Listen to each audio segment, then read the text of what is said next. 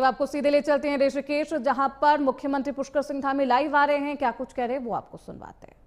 और अध्यक्ष जीएमसीसी ऋषिकेश श्री संजय शास्त्री जी, गोपाल सिंह नेगी जी, अध्यक्ष रूपकुंड पर्यटन समिति कृष्णा पंत जी, राकेश गोयल जी, महिला आयोग के अध्यक्ष कुसुम कंडवाल जी और मेरे सामने बैठे हुए सभी महानुभाव, विजय जी, संदीप जी, हमारे दयाल जी, दुबे जी, बाबा जी, सरस्वत जी और भाई साहब हमारे बहन जी लोग, सभी लोग, और पीछे हमारे यात्रा को संचालन करने वाले हमारे कमिश्नर साहब श्री विनय शंकर पांडे जी, जिलाधिकारी जी, आईजी श्री राजीव स्वरूप, श्री एसएसपी प्रवीण सिंह डोभाल और सभी हमारे अधिकारीगण, परिवहन विभाग के अन्य विभागों के आए हुए, स्वास्थ्य विभाग समेत पुलिस प्रशासन, जिला प्रशासन,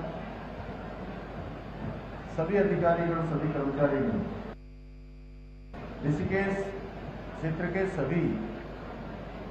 सभी मेरे बड़े बुजुर्ग, माताएं, बहनें, सभी युवा नौजवान साथी, और जिनको देखकर मुझे लगा कि साक्षात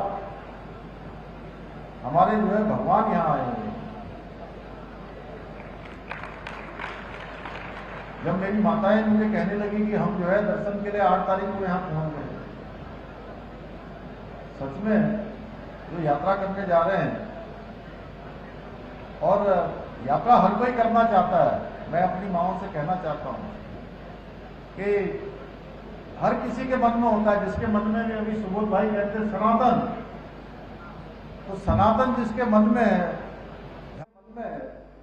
भगवान के लिए आस्था है, भक्त है, श्रद्धालु है, तो हर एक व्यक्ति सोचेगा कि मैं भी दर्शन करूं, मैं भी दर्शन करूं, मैं भी 4 धाम जाऊं।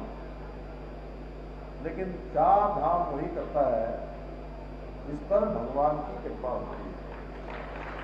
तो इसमें आपको देख के मेरा मन प्रसन्न हो गया। जब मुझे बताया उन्होंने कि जब मैं वहां से आ रहा था तो बाई तरफ को जो है सारी मेरी माताएं बैठी हैं। मैं आप सबका बहुत स्वागत करता हूँ, अभिनंदन करता हूँ। हमारे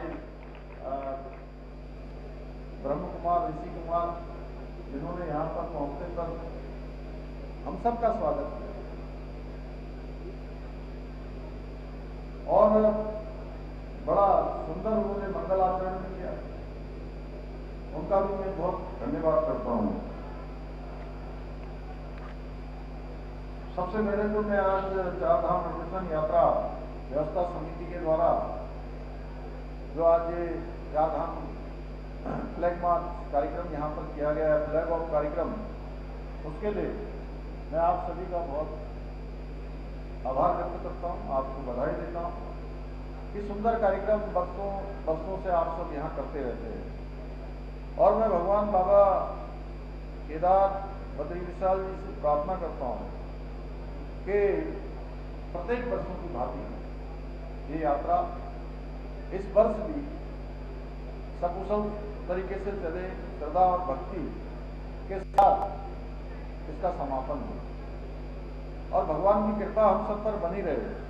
भाइयों बहनों, ये 4 धाम यात्रा एक तीर्थ यात्रा नहीं है केवल, कोई ये सोचे कि केवल एक तीर्थ यात्रा है, बल्कि ये यात्रा आस्था, श्रद्धा, साधना और शिवत्व को जोड़ने का मार्ग है, अपने को शोधित करने का मार्ग भी है। बहुत बार आप लोग अखबारों में पढ़ते होंगे, कई बार आजकल सोशल मीडिया का जमाना है और सोशल मीडिया के माध्यम से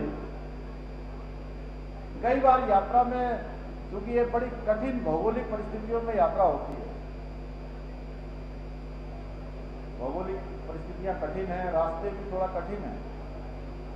हालांकि अब प्रधानमंत्री आदरणीय मोदी जी जब से देश के प्रधानमंत्री बने तो उन्होंने 4 धाम ऑल वेदर रोडें बना दी।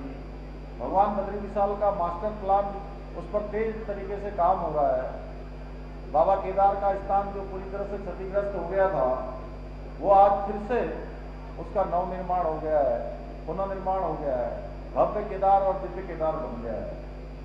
लेकिन अगर हम उससे पहले जाएंगे तो काफी कठिनाइयों की यात्रा होती थी, और आज भी बहुत साधन हो गए, लेकिन वो भगवान को पाने का मार्ग है। इसलिए कहीं यात्रा में कठिनाई आए, कहीं भी यात्रा में रुकना पड़े, तो ऐसा मानना चाहिए कि भगवान की कृपा से हमको और शोधित करने का समय मिल रहा है और अपने शोधन का समय मिल रहा है। भगवान कहीं ना कहीं कुछ न कुछ अच्छाई के लिए सब कर रहा है। तो इसलिए मैं आप सबसे भी कहना चाहता हूं कि सच में ये शिवत्व को प्राप्त करने का एक बहुत बड़ा दिव्य मार्ग है। और जब हम बाबा केदार की शरण में जाते हैं तो मन हमारा स्वयं भक्ति भाव से भर उठता है। आप सुन रहे थे मुख्यमंत्री पुष्कर सिंह धामी को। फिलहाल इसी के साथ उत्तराखंड स्पीकिंग में बस इतना ही। रुकेंगे छोटे से ब्रेक के लिए।